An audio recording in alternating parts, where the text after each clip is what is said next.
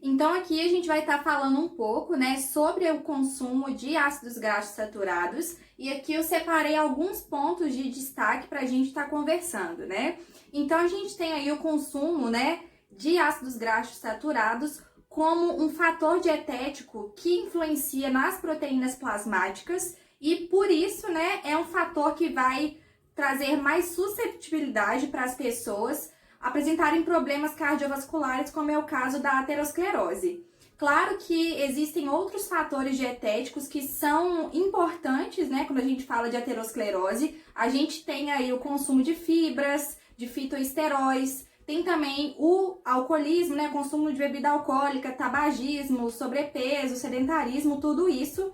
Mas aqui hoje, falando no que tange a gordura saturada, a gente tem aí uma hegemonia, né, de estudos que mostram que a gordura saturada consumida em excesso aumenta de fato, né, os níveis de colesterol plasmático total e de LDL.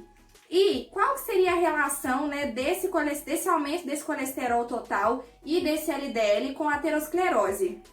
Como a gente sabe, a partir do momento que a gente tem a lesão no tecido endotelial das artérias, a gente vai ter a entrada do LDL dentro dessa lesão, né, na túnica íntima dos vasos, aonde esse LDL ele vai oxidar e se tornar imunogênico, desencadeando a partir daí todo o processo da formação das placas de ateroma. Então, é por esse mecanismo, né, que eu falei de maneira breve, que a gente tem a relação entre aterosclerose, que é esse problema cardiovascular, e o LDL e o colesterol, né, quando eles estão elevados.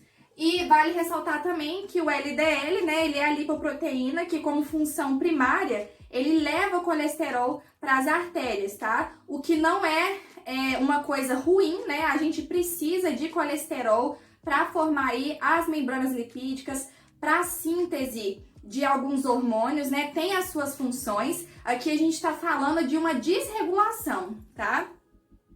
E outro ponto também que vale ressaltar é quanto às estruturas químicas, né? Dos ácidos graxos, como eu coloquei aqui, como não sendo o único fator para ditar os seus efeitos fisiológicos. Então, a gente sabe que existem mais diferenças entre os ácidos graxos do que apenas a sua estrutura química, né? Então, a quantidade de duplas ligações que determina o grau de saturação de um ácido graxo não é o único fator que vai determinar o seu efeito fisiológico. Só que, quando a gente consome um alimento, a gente não consegue escolher qual ácido graxo que a gente quer comer naquele alimento. Tá tudo junto, né? E aqui a gente vai estar abordando, né, dois mecanismos fisiológicos, né, do porquê, né, no caso, o consumo da gordura saturada em excesso vai causar esse desequilíbrio aí nas proteínas plasmáticas, né, lipoproteínas. Quando a gente tem o hepatócito, a célula hepática enriquecida com ácido mirístico e com ácido palmítico, que são dois ácidos graxos saturados, a gente vai ter um desequilíbrio do pool, né, de produção aí desse colesterol hepático, tá? Grande parte dos efeitos deletérios que a gente vê associados ao consumo de ácidos graxos saturados é aí principalmente com o ácido mirístico e o ácido palmítico. Por isso eu falei aqui em cima da questão da gente considerar a estrutura química, né? E no caso, então, quando a gente tiver esse desequilíbrio do pool regulador de colesterol hepático, a gente vai ter, então, mais colesterol livre. Esse colesterol livre, ele vai fazer uma supressão de receptores de LDL.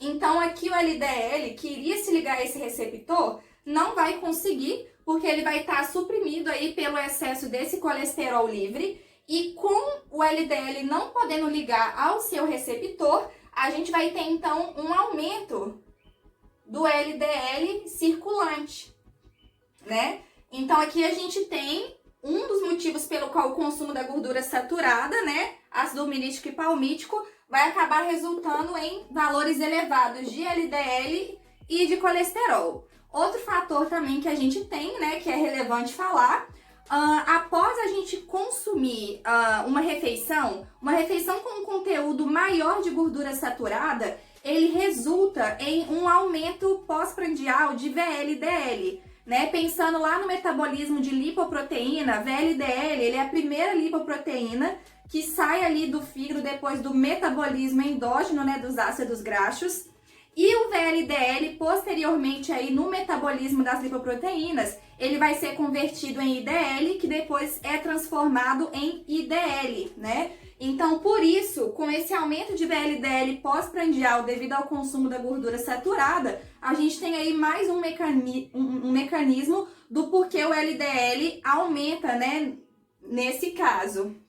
E a gente tem uma relação inversa, né, no caso desse VLDL pós-prandial, quando a gente consome os ácidos graxos monoinsaturados, né? Uma refeição mais rica em ácidos graxos monoinsaturados vai causar um aumento de VLDL pós-prandial menor.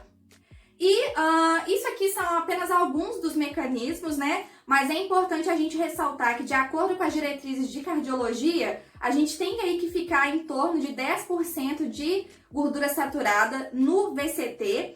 Ao longo desse trabalho, vocês vão ver que 10% do VCT não é pouca comida, né? Então, você realmente, apesar de ser só 10%, você acaba conseguindo distribuir bastante fontes animais aí na alimentação e ainda ficar dentro desses 10%, né? A gente que não tá demonizando nada, né? A gente tem que sempre que lembrar o porquê do símbolo da nutrição ser uma balança, porque tudo é com equilíbrio.